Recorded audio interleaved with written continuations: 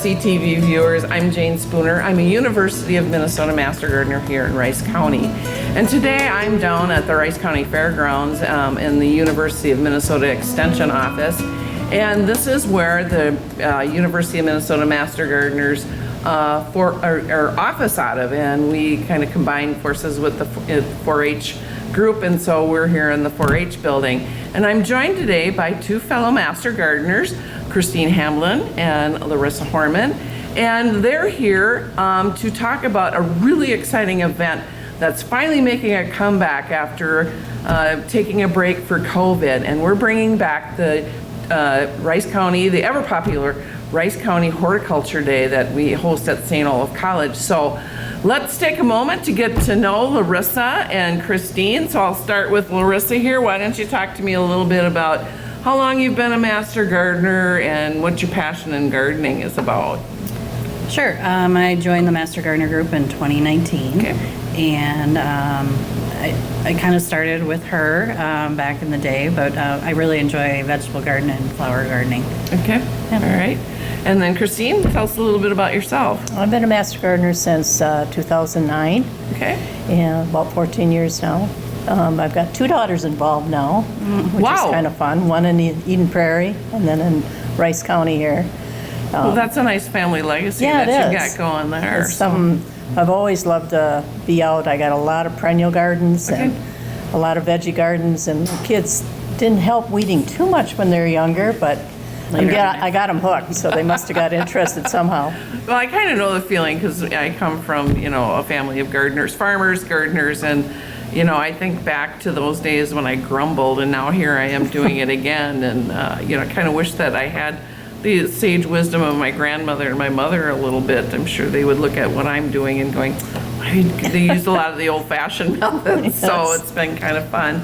So anyway, like I said, we're here talking about Hort Day, which is been part of the Master Gardener program for many years. I had the opportunity to chair it many years ago, and back in COVID days, it was certainly not something that we could do. So we let it rest for a while, and the Rice County Master Gardeners felt it was important for us to continue educating our gardeners because it's ever changing, isn't it? Yes, it is, especially with climate change and everything else going on now. Yep, so. and I think that's even part of this program. So let's talk about, I don't know who wants to take the lead here. I know that you've been chairing it for a number of years, and you brought your daughter in to kind of help take the reins, and so it's kind of maybe passing of the torch here a little bit. So, it's time. It's time. So yeah, it's just always nice to get that involvement of other people. So let's talk about the when, where, and what's about Hort Day. So Sure. It's on Saturday, March 11th, and we're hosting it at St. Olaf College in Thompson Hall, a new hall for us this year, a bigger, nicer venue. And it runs from 8:30 to 3. We have a registration in the morning. It starts at about 8:30, and there's a light breakfast. We have rolls and coffee and tea and water, whatever everyone wants.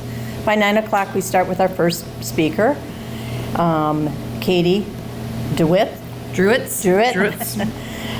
She's talking a lot about trees and things with the climate change that's going on.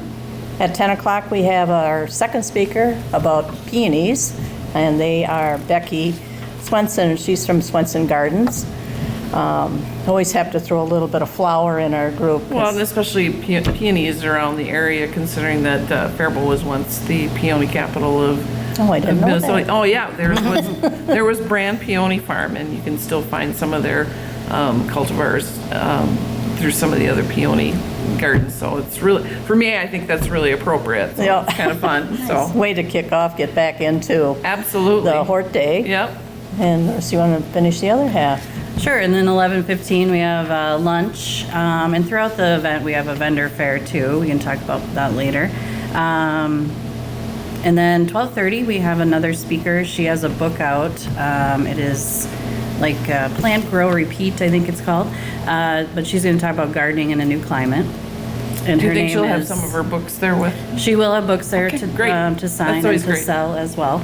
And her name is Meg McAndrews Cowden. Then we take a little break, so you guys have one last chance to check out the vendor fair and check out the silent auction baskets. And at 1:45, we wrap it up with Dr. Lisa Philander. She's the director of horticulture at the Como Zoo Park and Conservatory, and she'll talk about the healing power of gardens. Okay. And I like all that you've brought into this because it covers so many different facets and so many different interests and stuff. Now, you talked about vendors that are going to be there. Can you give us an example of some of the vendors that will be there and what kind of things that they'll be having for sale? Yeah, we like to get people that do homemade goods, basically anything from farm fresh eggs to woodworking to jewelry. Honey. We have a couple vendors that make their own jewelry. Yeah. And like, yeah, couple wood vendors that. Are they do- all kind of just local area? In the area here, Yeah. because they don't want to travel too far, Right. most of them. And Yeah. there's a lot of talented people in our Definitely. all around, so Yeah. we like to pull in as much as we can. If Kind- they're not busy with other vendors or Yep. venues that day, but. Yep. So, and then you also talked about silent auction. So what kinds of things will we see there? And, you know, do you have a lot of stuff that will be available for silent auctioning? Yeah, we set up baskets, and different containers with, there's all kinds of stuff that gets donated. I guess A you, lot of gift certificates from local nurseries. We have some donation like books and all gardening related items and kind of everything you think of. They try to do theme baskets. yep, we have one from the tickets for the Chanhassen that we're working Fun. on. Yeah. Tickets for that. It's a kind of a wide range. So a little bit of something interest. for everyone. Right. So, now do you do any door prizes or anything? We do. We have some awesome door prizes this year. Maybe that's a good teaser to get people to start signing up. We have a couple potted plants from Judy's Floral in Northfield, and then a succulent garden from Farmington Greenhouse. And then some other awesome items that we'll have for That we door give prize. off or give away In throughout the between day. speakers. Yep. Yep. So you have real generous garden and, you know, type businesses that are willing to donate, which is really kind of nice. Which is It kinda gets- fantastic. you Yeah, know, really. that So, people still like to give and different companies like to at Yeah. least be represented that day, but. yep, very much so. So now this, I know, is kind of a fundraiser for you at this point. You know, what types of projects are the Master Gardeners doing these days? And, you know, and is this some funding that you use towards those projects? Maybe you can give us some ideas of what things. I know we featured the teaching garden, so that's kind of an ongoing project. But are there other things that you guys work with in the area? Yeah, well, the teaching garden, we have been adding paver sidewalks, making wide enough for wheelchair access and handicap. Well, that's awesome. And that's a lot of some of the monies that have gone to that. It's been turned into a big project. The Rice County Fair and the gardens that we have is open all year Yep. for anybody to come through and look at.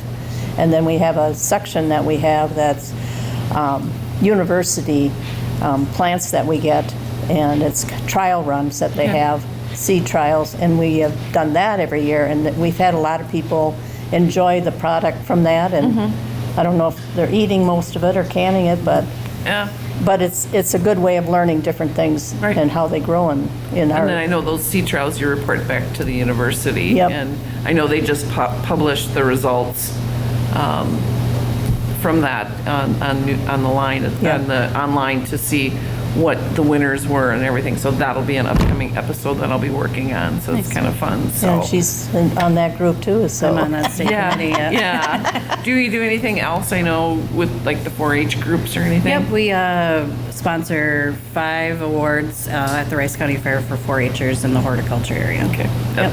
And that's kind of a fun thing because I'm get involved in that. I actually judge those 4-H'ers, so I use my Master Gardener experience to come in and help judge the 4-H garden project or the horticulture area.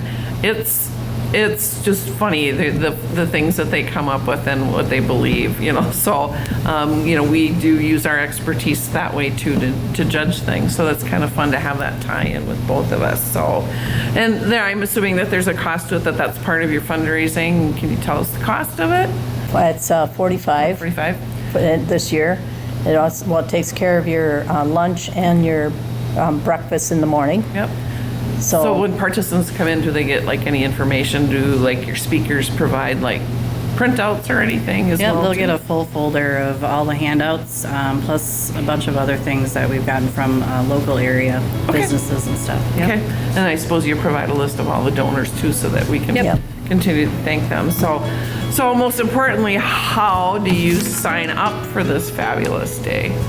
Well, you can get a brochure here at the Extension office with Lisa, or they can register online at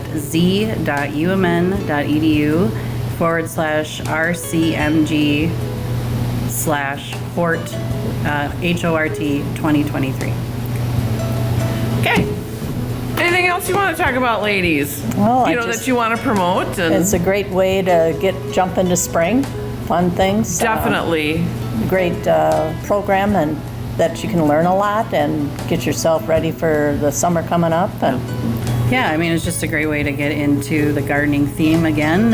We're all sick of this winter, so we want to get going, a little dirt therapy. Yeah, definitely. You know, happy digging, as I always like to say. Yeah. So I just want to take time to thank you, ladies, for spending this morning with me to talk about Hort Day.